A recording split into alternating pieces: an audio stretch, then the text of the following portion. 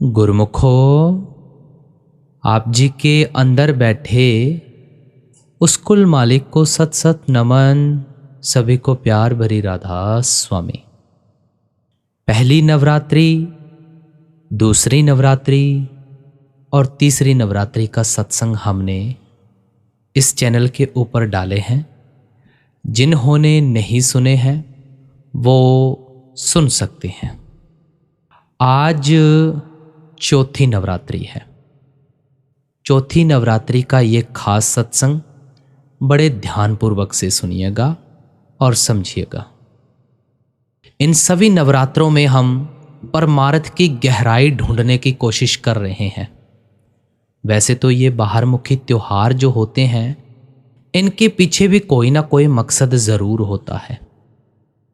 जो परंपरा बनी हुई है, उस परंपरा के हिसाब से सब इन त्योहारों को मनाते हैं। तो आज चौथी नवरात्रि का ये खास सत्संग सत्संगी प्रेमियों के लिए है कि आज चौथी नवरात्रि है। धार्मिक मान्यता में यह दिन मां कुष्मांडा की आराधना का है। कहा जाता है कि उन्होंने अपनी दिव्य मुस्कान से पूरे ब्रह्मांड की रचना कर दी।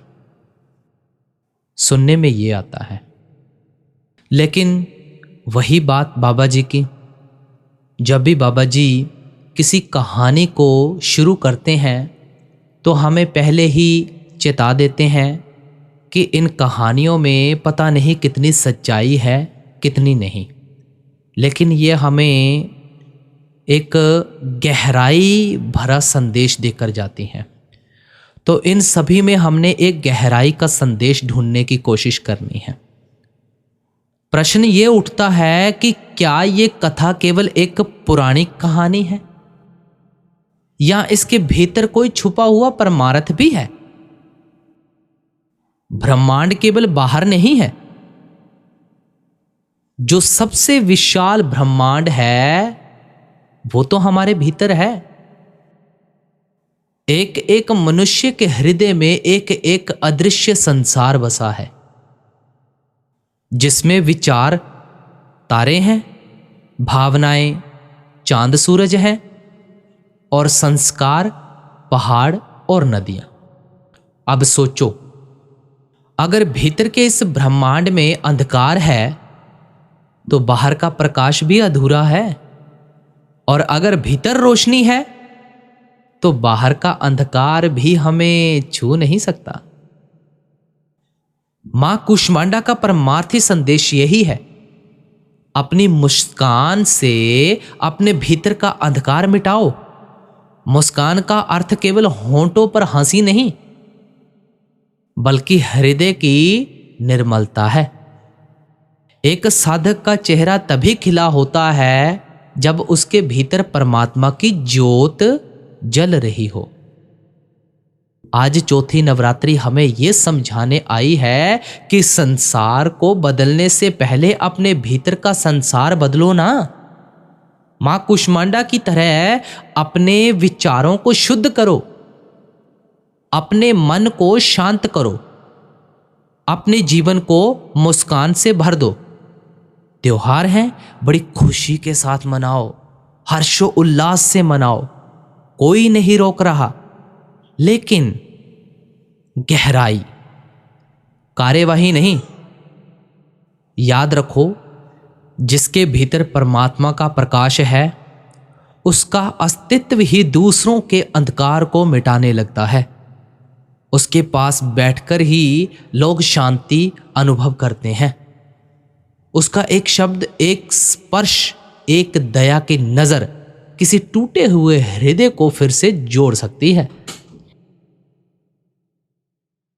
चौथी नवरात्रि की असली पूजा ये नहीं कि हम दीपक जलाएं, बल्कि ये है कि हम अपने भीतर के अंधकार को जलाएं। धूप अगरबत्ती से ज्यादा जरूरी है। मन की सुगंध, हृदय की पवित्रता फूलों से बढ़कर जरूरी है। निर्मल कर्म, प्रेम और करुणा, और अपने जीवन को ऐसा दीपक बनाएंगे जिसे देख हर कोई कहे यही मां की सच्ची आराधना है। यही है परमात्मा का सच्चा मार्ग।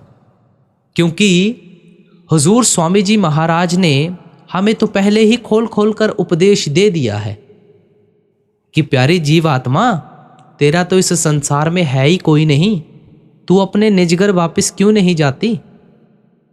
इसलिए बड़ा प्यारा शब्द उच्चारा। आप जी ने फरमाया, धाम अपने चलो भाई, पराए देश क्यों रहना। अलग अलग महात्माओं की वाणी लेने से केवल इतना ही भाव है कि हर एक महात्मा का एक ही संदेश है, एक ही उपदेश है। सब महात्मा हमें परमात्मा की भक्ति करने का एक ही तरीका और साधन समझाते हैं। स्वामी जी महाराज उपदेश करते हैं कि हम सब दुनिया के जीव सुख और शांति प्राप्त करना चाहते हैं। सुख और शांति की प्राप्ति के लिए आमतौर पर हमारा ख्याल किस ओर जाता है? रचना की शक्लों, रचना के पदार्थों की ओर जाता है। आप फरमाते हैं कि इनमें से ना आज तक कभी किसी को हमेशा के लिए सुख और शांति प्राप्त हुई है, ना हो सकती है, क्योंकि जिन शक्लों और पदार्थों में हम सुख ढूंढने की कोशिश करते हैं, इन सभी को नष्ट हो जाना है, फना हो जाना है। ये सब आर्जी और अस्थाई हैं, इसलिए इनकी खुशी और शांति भी केवल आर्जी ही हो सकती है। जो भी थोड़े बहुत सुख नज़र आते हैं, कुछ समय के बाद दुखों में तब्दील होने शुरू हो जाते हैं। ये जो भी परमात्मा ने हमें दातें दी हुई हैं, जिन्हें हम सुख का कारण समझी बैठे हैं, साथ ही मन में भय और डर बैठ जाता है कि यह कहीं हमारे हाथ से निकल ना जाएं, कहीं परमात्मा हमसे ये खुशियाँ वापस ना ले ले। जिस चीज़ के जाने का 24 घंटे हमारे मन में भय बना हुआ है, डर बना हुआ है, वह खुशी धीरे धीरे दुखों में तब्दील हो जाती है। शादी होती है, मन में कितनी खुशी महसूस होती है, कितने दान पुण्य करते हैं, नाच गाने करते हैं। साथ ही मन में डर बैठ जाता है कि साथी कहीं बदकार ना हो जाए, जुआरिया ना हो जाए, शराबी ना हो जाए, फजूल खर्ची ना शुरू कर दे, पड़ोसियों से लड़ना ना शुरू कर दे, बीमार ना हो जाए, कहीं परमात्मा से वापस ना बुला ले। ये जो मन में डर बैठ जाता है, यह हमारे जीवन को नरक बना देता है।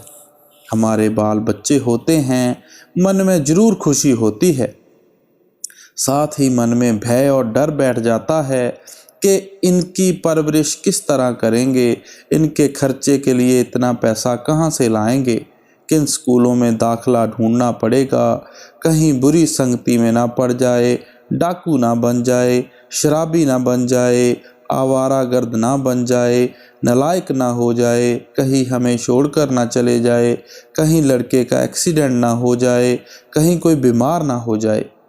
वही औलाद ही आहिस्ता आहिस्ता हमारे लिए दुख का कारण बन जाती है। फिर हम हुकूमत के नशे में सुख ढूंढने की कोशिश करते हैं। लोग जब हमारे गले में फूलों के हार डालते हैं, हमारे जुलूस निकालते हैं, हाथियों पर चढ़ाते हैं, हमारी वाह वाह करते हैं, हमारा मन फूला नहीं समाता।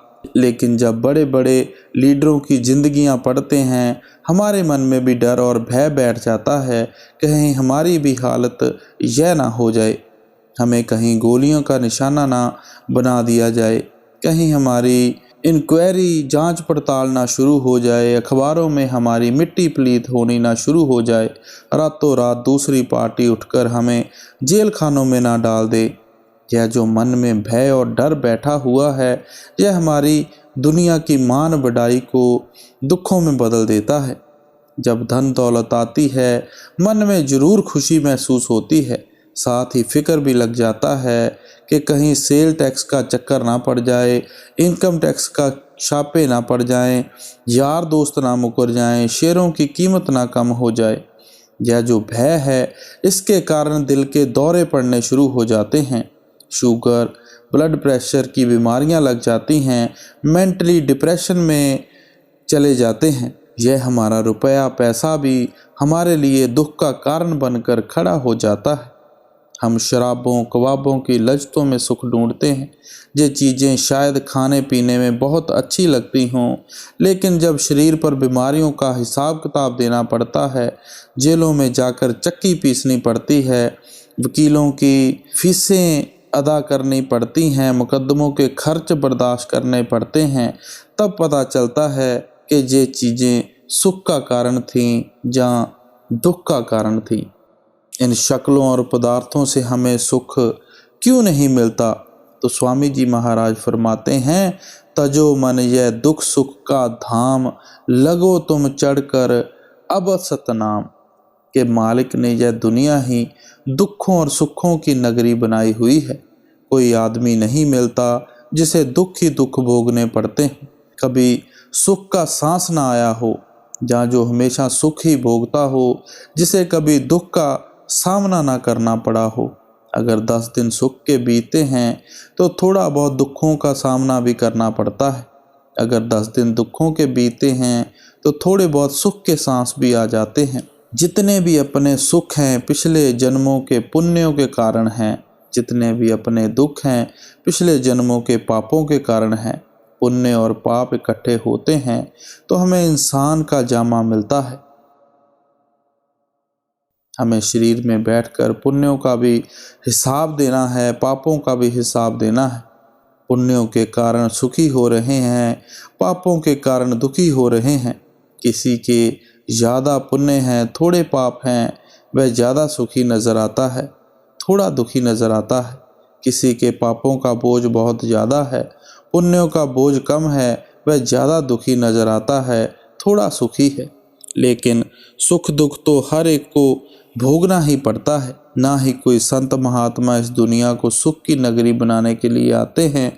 अगर संतों महात्माओं का दुनिया में आने का यही मकसद हो कि ये दुनिया सुख की नगरी बन जाए, तो आप सोचें आज तक तो जरूर बन जानी चाहिए थी।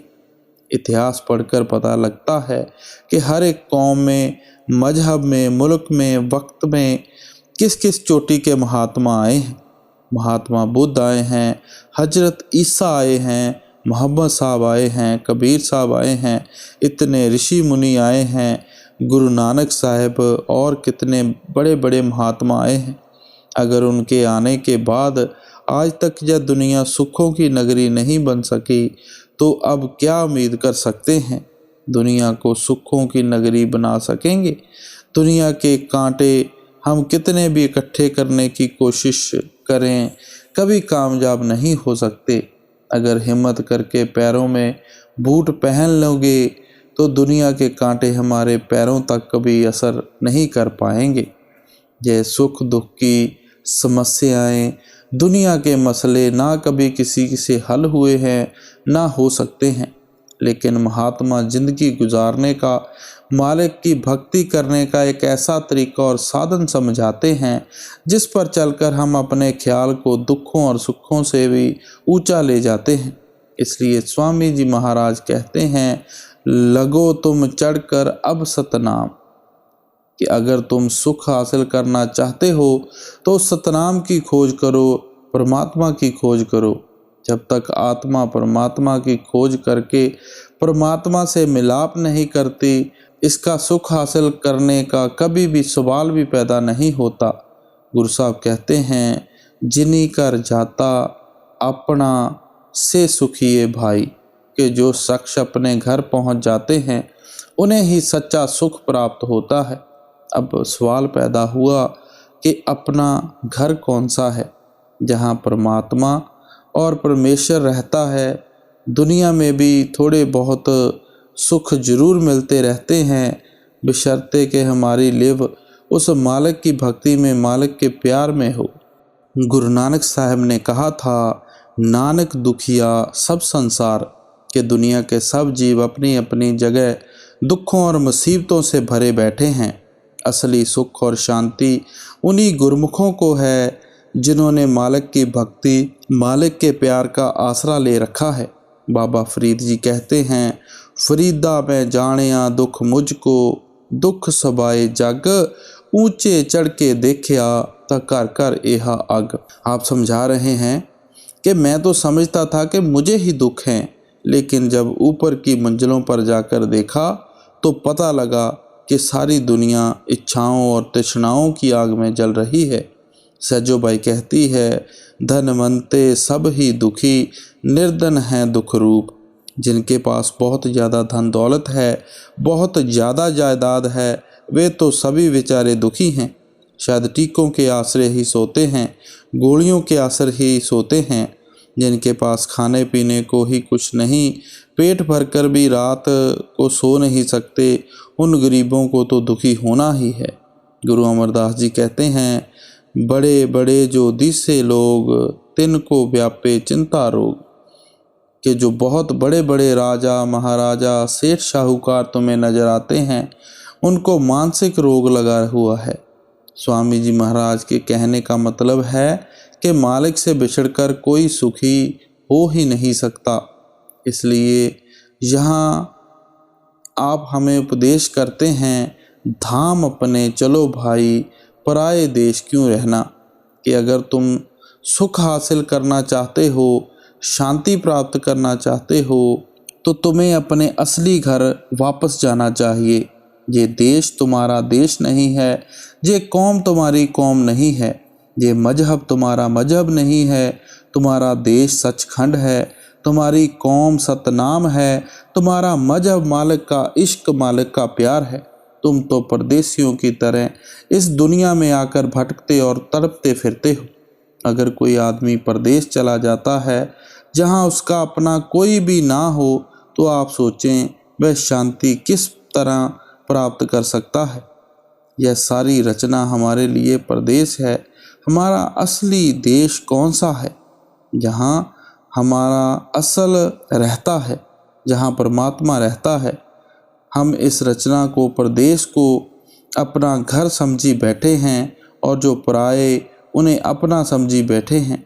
इसलिए हम इनमें से सुख किस तरह हासिल कर सकते हैं, शांति किस तरह प्राप्त कर सकते हैं, इनके साथ लेन देन का संबंध है, गर्जों का प्यार है। स्वामी जी महाराज कहते हैं, कर्म जो जो करेगा तू, वही फिर भोगना भरना। जहाँ अच्छे कर्म करोगे, अच्छा नतीजा भुगतने के लिए आ जाओगे। बुरे कर्म करोगे, बुरा नतीजा भुगतने के लिए आ जाओगे। ना अच्छे कर्मों के कारण देह के बंधनों से बच सकते हो, ना बुरे कर्मों के कारण जन्म मरण के दुखों से छुटकारा होता है। अच्छे कर्म करेंगे, राजा महाराजा सेठ साहूकार बनकर आ जाएंगे, कौमों मजहबों मुल्कों की हुकूमत हासिल करके आ जाएंगे, ज़्यादा से ज़्यादा विकुंठों और स्वर्गों तक चले जाएंगे। वे भी भोग जोनियाँ हैं, थोड़े समय के लिए हैं, फिर वापस इसी 84 के जेल खाने में आना पड़ता है। अगर बुरे कर्म और पाप करते हैं, फिर तो नरक और 84 तैयार ही रहती है। क्या राजा, क्या प्रजा, क्या अमीर, क्या गरीब, क्या औरत, क्या आदमी, सब जीव जहां आकर अपने अपने कर्मों का हिसाब दे रहे हैं। और हमें पता ही है कि इन कर्मों के कारण जहां भी जाकर हम जन्म लेते हैं, उसी जामे में बैठकर दुख और मुसीबतें भुगतनी पड़ती हैं। सोचो, किसी जामे में भी हमें सुख नहीं मिलता, हमें शांति नहीं मिलती। काम अपना करो जाए, पराए काम नहीं फंसना। अब समझाते हैं कि जो भी दुनिया तुम आँखों से देख रहे हो, यह 84 का एक बहुत बड़ा जेल खाना है। इसके अंदर से निकलने का परमात्मा ने केवल एक ही दरवाज़ा रखा है। वह कौन सा दरवाज़ा है? वह इंसान का जामा है। ये मौका इसलिए तुम्हें परमात्मा ने बख्शा है कि इसके अंदर बैठकर तुम मालिक की भक्ति करो, मालिक की खोज करो, मालिक से मिलाप करो, ताकि तुम्हारा देह के बंधनों से हमेशा के लिए छुटकारा हो जाए।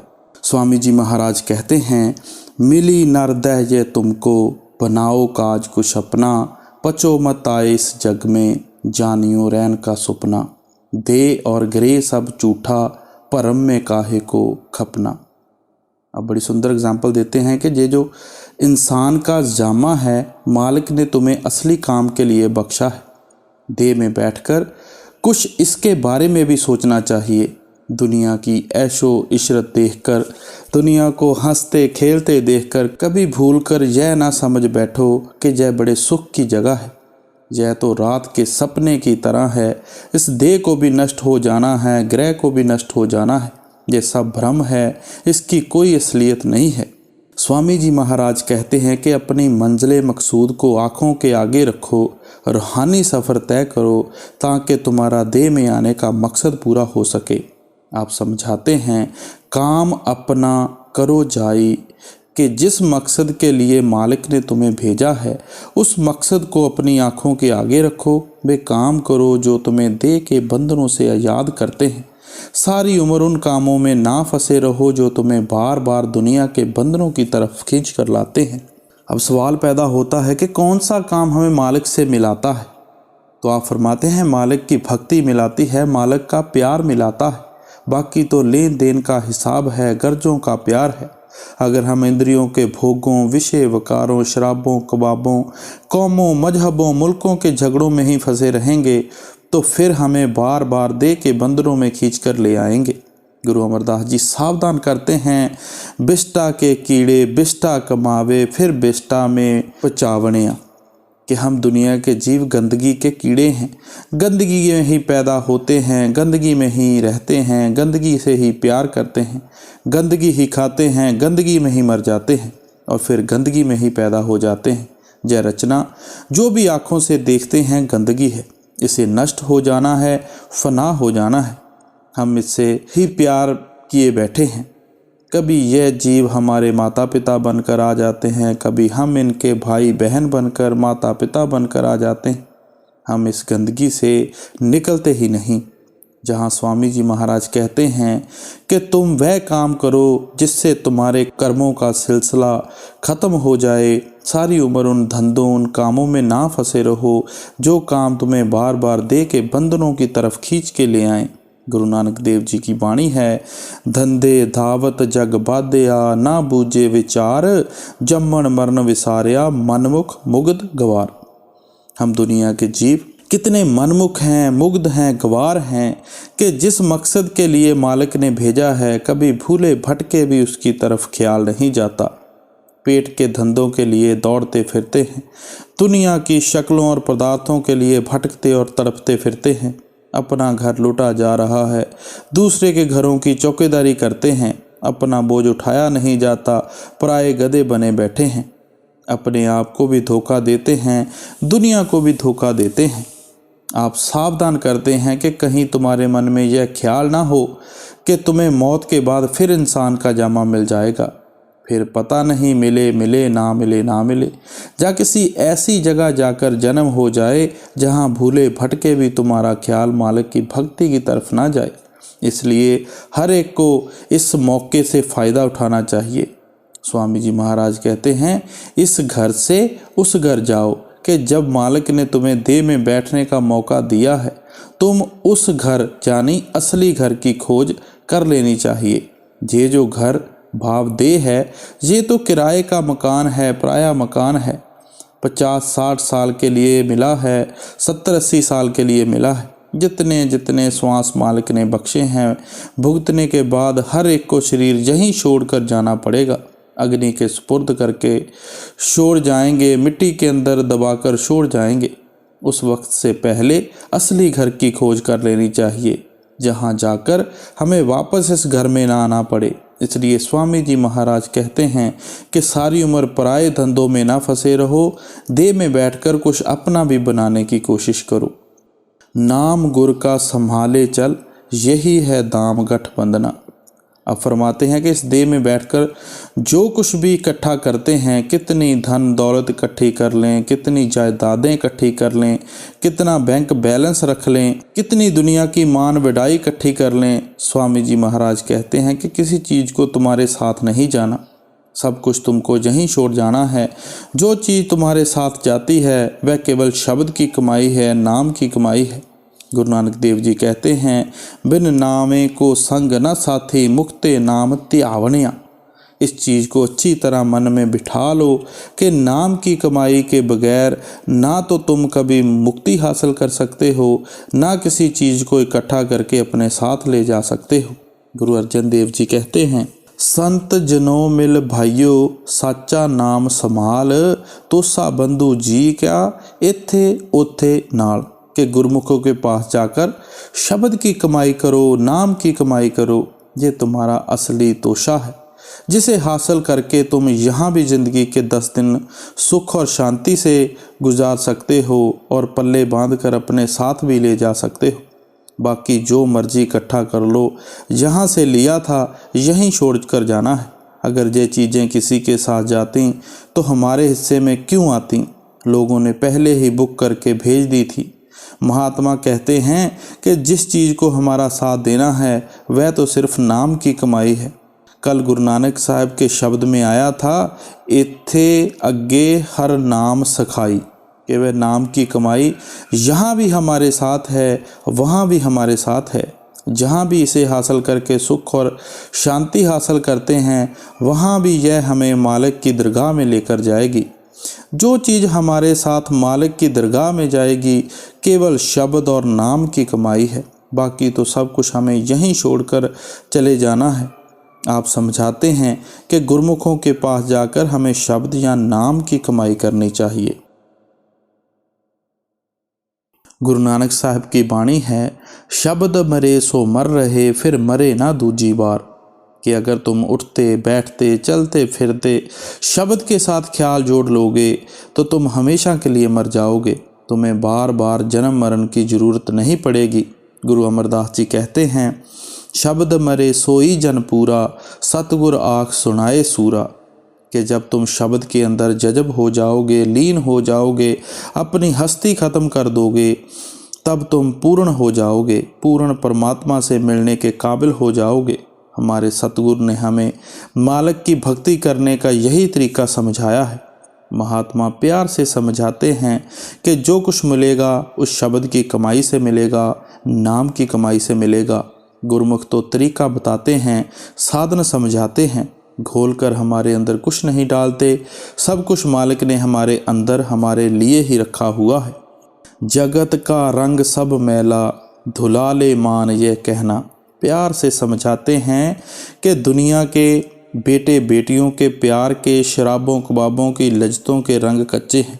यह जो कुछ भी है इसकी कोई असलियत नहीं है, यह केवल धोखा ही धोखा है, यह केवल हमारे ख्याल को ख़राब करने वाली बातें हैं। सो गुरमुखों के जरिए इसमें से ख्याल को निकालो। बड़ी उम्र तुमने ऐशो इशरत करके देख ली है, अब मालिक की भक्ति करनी चाहिए, मालिक की खोज करनी चाहिए। भोग संसार कोई दिन के, सहज में त्यागते चलना। अगर आज तक इंद्रियों के भोगों से हमेशा के लिए सुख और शांति प्राप्त नहीं हुई तो अब हमें क्या उम्मीद करनी चाहिए? इन भोगों में से सुख हासिल कर सकते हैं, शांति प्राप्त क्या कर सकते हैं? संसार में दुख ही दुख हैं, मुसीबतें ही मुसीबतें हैं, बीमारियां ही बीमारियां हैं।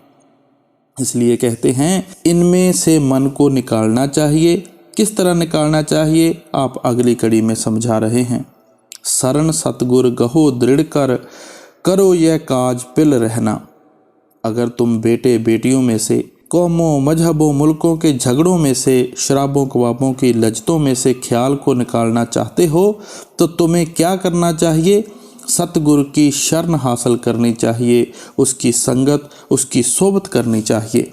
हमारा मन संगत और सोबत का बड़ी जल्दी असर लेता है। आप देख लें, शराबियों के पास बैठें शराब पीने की आदत पड़ जाती है, जुआरियों के पास बैठें जुआ खेलने की आदत पड़ जाती है। इस तरह मालिक के भक्तों और प्यारों के पास जाते हैं, उन्हें देखकर हमारे अंदर अपने आप मालिक से मिलने का शौक़ और प्यार पैदा हो जाता है। गुरु रामदास जी कहते हैं, तंत सूत किश निकसे नाही, साकत संग न कीजे। कि उलझे हुए सूत से कभी कपड़ा नहीं बुना जा सकता। इसी तरह मनमुखों की संगत और सोबत में रहकर कभी भी तुम मालिक की भक्ति नहीं कर सकते। किनकी संगत करनी चाहिए? गोविंद जियो सत्संगत मेल हर ध्याये। अरदास में भी एक लाइन आती है, सही प्यारे मेल जिना मिलिया तेरा नाम चितावे। कि है परमात्मा साधुओं संतों महात्माओं की संगत दे, सोबत दे, संगत दे, ताकि तेरी भक्ति का पता चल सके, तेरे साथ प्यार कर सकें। गुरुमुखों के सत्संग में जाकर जन्मों जन्मों के सोए हुए जागते हैं। समझ आती है कि आत्मा और परमात्मा का रिश्ता क्या है, आत्मा और परमात्मा के बीच रुकावट किस चीज़ की है और इस रुकावट को किस तरह हमें अपने अंदर से दूर करना है। हर चीज़ की जो समझ है गुरुमुखों की संगत, गुरुमुखों की सोबत में जाके आती है। लेकिन महात्मा सत्संग उसे नहीं कहते जहाँ एक कौम दूसरी कौम को गालियाँ देती है, एक मजहब दूसरे मजहब को गिराने की बात करता है, जहाँ राजा महाराजाओं की कथा कहानियाँ सुनाई जाती हैं। महात्मा के सत्संग में कभी किसी की निंदा चुगली नहीं होती। महात्मा के सत्संग में केवल शब्द या नाम की महिमा की जाती है। गुरु नानक देव जी की वाणी है, सत्संगत कैसी जानिए जिथे एको नाम बखानिए। सत्संग तो वह जगह है जहाँ एक शब्द या नाम का ही प्रचार किया जाता है। यह तो बुरी बात है कि अगर कोई हमारी अकल के मुताबिक मालिक की भक्ति नहीं करता तो हम उसे गालियाँ देनियाँ शुरू कर दें, डंडे तलवारें लेकर डराना शुरू कर दें। हमें उसे प्यार से समझाना चाहिए कि हमें इस रास्ते पर चलकर यह फ़ायदा हुआ है, तेरी अकल में आता है तो तू भी इस रास्ते पर चलकर फ़ायदा उठा सकता है। सुरत मन थाम अब घट में, पकड़ धुन ध्यान धर गगना। अब इशारा करते हैं कि किस तरह गुरुमुखों के सत्संग में आकर इंद्रियों के भोगों में से निकलकर अपने ख्याल को निकालना है। आप समझाते हैं कि हमारा रूहानी सफ़र पैरों के तलवों से शुरू होकर सिर की चोटी तक है। इस सफ़र की 2 मंजिलें हैं, एक आँखों तक है, दूसरी आँखों से ऊपर है। जिस्म के अंदर जो रूह और मन की जगह है वह आँखों के पीछे है, जिसे कोई शिव नेत्र कहता है, कोई दिव्य चक्षु कहता है, कोई घरदर कहता है, कोई नुक्ते स्वेदा कहता है, कोई मुक्ति का दरवाज़ा कहता है। दोनों आँखों के पीछे से अपना ख्याल उत्तर कर 9 द्वारों के जरिए सारी दुनिया के अंदर फैल जाता है। किस तरह फैलता है? यहाँ बैठे कभी बाल बच्चों का ख्याल, कभी घर के कारोबार का ख्याल, कभी दुकान के ग्राहकों का ख्याल आता है। कभी मन किसी का निचला नहीं बैठता, किसी न किसी चीज़ की सोच और विचार में लगा रहता है। ये जो सारा दिन हमारे मन की सोच और विचार करने की आदत पड़ी हुई है, इसे महात्मा सिमरन करना कहते हैं। सिमरन करने की कुदरती हर एक को आदत पड़ चुकी है। कितनी ही अंधेरी कोठरियों के अंदर क्यों ना आप अपने आप को बंद कर लें, आप वहाँ नहीं होंगे। आपका ख्याल सारी दुनिया के अंदर फैला हुआ होगा। जिसका भी हम सिमरन करते हैं उसकी शक्ल भी आँखों के आगे आकर खड़ी हो जाती है। अगर बेटे बेटियों का सिमरन करते हैं तो बेटे बेटियों का ख्याल आँखों के आगे आ जाएगा। अगर घर के कारोबार का सिमरन करते हैं, घर के कारोबार आँखों के सामने आ जाएंगे। इसे महात्मा ध्यान करना कहते हैं। जिसका भी कोई सिमरन करता है उसी का ध्यान करना शुरू कर देता है। जिनका सिमरन करते हैं, ध्यान करते हैं, उनसे हमारा मोह पैदा हो जाता है, प्यार पैदा हो जाता है। इतना इन शक्लों और पदार्थों से हमारा मोह और प्यार पैदा हो जाता है कि रात को सपने भी उन्हीं के आते हैं। मौत के समय उन्हीं की ही शक्लें सिनेमा की स्क्रीन की तरह आँखों के आगे आ जाती हैं। अब कहते हैं जहाँ आसा तहाँ बासा। जिधर हमारा आखिरी वक्त ख्याल होता है उसी धारा में हम लोग बहना शुरू कर देते हैं। कौन सी चीज़ दे के बंदरों में लेकर आई? दुनिया का मोह और प्यार लाया। किसने पैदा किया? सिमरन और ध्यान ने पैदा किया। किन चीज़ों के सिमरन और ध्यान ने? जिन्हें नष्ट हो जाना है, फना हो जाना है। जो कुछ भी दुनिया में आँखों से देखते हैं सबको नाश हो जाना है, सबको फना हो जाना है। फंसे तुम जाल में भारी, बिना इस युक्ति नहीं खुलना। अब स्वामी जी महाराज कहते हैं कि हम दुनिया के जीव बुरी तरह काल के जाल में फंसे हुए हैं। जो पीछे कर्म किए हैं उनका अब रो पीट कर नतीजा दे रहे हैं, भुगत रहे हैं। वैसे ही गंदे खोटे पाप और कर्म फिर किए जा रहे हैं। भूल चुके हैं कि फिर इनका नतीजा भुगतने के लिए यहीं आना पड़ेगा। आप कहते हैं कि शब्द या नाम की कमाई के बगैर कोई युक्ति नहीं है, तरीका नहीं है कि हम देह के बंधनों से छुटकारा हासिल कर सकें। वही चीज़ हमें मन और माया के दायरे से पार ले जा सकती है जो मन और माया के दायरे के पार से आती हो। वह शब्द सचखंड से उठता है। जब हम ख्याल को इकट्ठा करके उसके साथ जोड़ेंगे, वह हमें भी खींचकर सचखंड ले जाएगा। गुरु अमरदास जी कहते हैं, गुर प्रसादी त्रिकुटी छूटे चौथे पद लिव लाई। गुर प्रसादी जब गुरमुखों के बताए हुए उपदेश पर चलकर शब्द की कमाई करते हैं, त्रिकुटी यानी काल के दायरे से छुटकारा हो जाता है। चौथा पद, हम सचखंड वापस पहुंच जाते हैं। सो जो चीज़ हमें काल के दायरे से निकालकर वापस मालिक से मिलाती है, वह केवल शब्द की कमाई है, नाम की कमाई है। गुरु अमरदास जी कहते हैं, बिन नामे होर पूज न होवी भर में भूली लुकाई। कि नाम की कमाई के बगैर मालिक की कोई भक्ति और पूजा नहीं है, कोई तरीका नहीं है, कोई साधन नहीं है जिससे हम मालिक से मिलाप कर सकें। इसलिए जहाँ स्वामी जी महाराज कहते हैं कि जो हम काल के जाल में फंसे हुए हैं, जहाँ से निकलने का केवल एक ही तरीका है, एक ही रास्ता है कि तुम उस शब्द के साथ ख्याल को जोड़ो, उस नाम के साथ ख्याल को जोड़ो। गुरु अब दया कर कहते, मान यह बात चित धरना। आप फरमाते हैं कि महात्मा को अपनी कोई गर्ज नहीं होती, उन्हें कोई कौम नहीं बनानी, कोई मजहब नहीं बनाना, किसी मुल्क की हुकूमत नहीं करनी, कोई जायदाद नहीं बनानी, कोई रुपया पैसा इकट्ठा नहीं करना। वे केवल हम पर दया करके, मेहर करके, बख्शिश करके कि किस तरह बड़ी मुश्किल से इन्होंने इंसान का जामा हासिल किया था, किस तरह कौड़ियों के दाम बेचारे बर्बाद करने में लगे हुए हैं, हमें यहाँ से निकलने का तरीका और साधन समझाते हैं। आप फरमाते हैं कि वे तो हम पर तरस खाते हैं, बख्शिश करते हैं। गुरु नानक साहब ने गुर प्रसाद कहा है, नामदान कहा है। प्रसाद हमेशा खुशी से दिया जाता है, जिसकी कभी कोई कीमत नहीं ली जाती। दान की कभी कोई कीमत नहीं लेता, प्रसाद की कभी कोई कीमत नहीं लेता। स्वामी जी महाराज कहते हैं कि महात्मा तो दया करके हमें जहाँ से निकालने का तरीका बताते हैं, उन्हें अपनी कोई गर्ज नहीं होती। वे हक हलाल की कमाई करते हुए साध संगत की सेवा करते हैं। भटक में क्यों अमर खोते, कहीं नहीं ठीक तुम लगना। अब हमें सावधान करते हैं कि बाहरमुखी होकर क्यों भटकते फिरते हो, इन चीज़ों में से कुछ नहीं मिलना। महात्मा की खड़ाओं पर, समाधियों पर कितने ही माथे रगड़ लो, तस्वीरों की पूजा कर लो, बुतों की पूजा कर लो, सरोवरों में स्नान करके देख लो, तीर्थ यात्रा कर लो, कान पकड़ लो, जटाएं रख कर देख लो, शरीर पर भभूत लगा लो, दान पुण्य कर लो, जप तप पूजा पाठ कर लो, जो कुछ मर्जी ही कर लो, कुछ नहीं मिलेगा। जो कुछ मिलेगा वह शब्द की कमाई और नाम की कमाई से मिलेगा। स्वामी जी महाराज कहते हैं, सुरत शब्द कमाई करना, सब जतन दूर अब धरना। कि सिर्फ सुरत शब्द का अभ्यास करो और कोई तरीका नहीं है, कोई ज़रूरत नहीं है। बेकार अपने वक्त को ख़राब करने की कोई ज़रूरत नहीं है। यही गुरु अमरदास जी समझाते हैं। पूजा करे सब लोक संतो, मनमुख थाए न पाई। कि भक्ति तो दुनिया के सब जीव अपनी अपनी अकल के मुताबिक मालिक की करते हैं, क्योंकि आत्मा की कशिश जरूर अपने असल की तरफ जोर मारती है।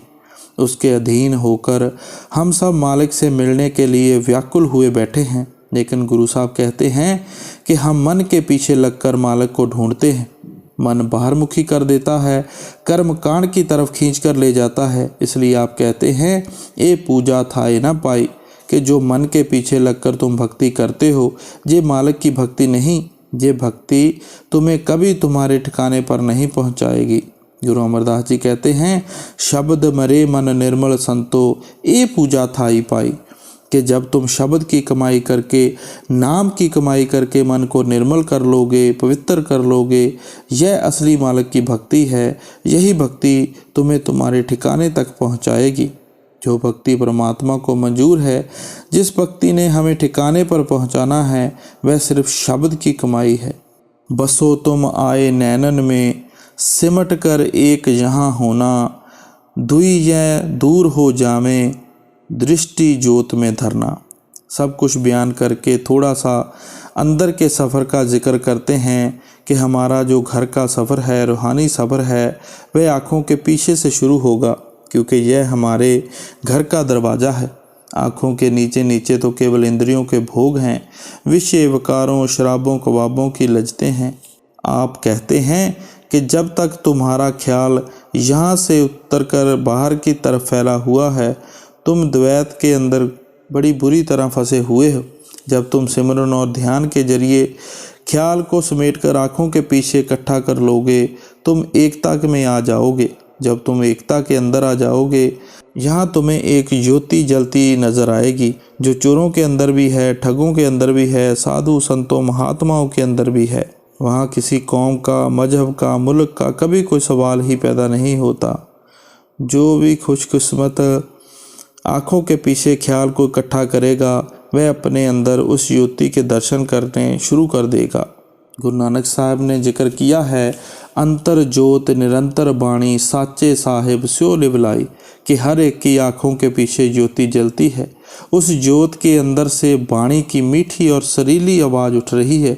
जो उस ज्योत के दर्शन करते हैं, उस वाणी की आवाज़ को सुनते हैं, उसका इस दुनिया से मोह और प्यार निकल जाता है, उसका परमात्मा से मोह और प्यार पैदा हो जाता है। हमें अपने अंदर उस ज्योति के दर्शन करने हैं, ताकि हम मंजिल दर मंजिल अपने घर वापस पहुंच सके। श्याम तज सेत को गहना, सुरत को तान धुन सुनना।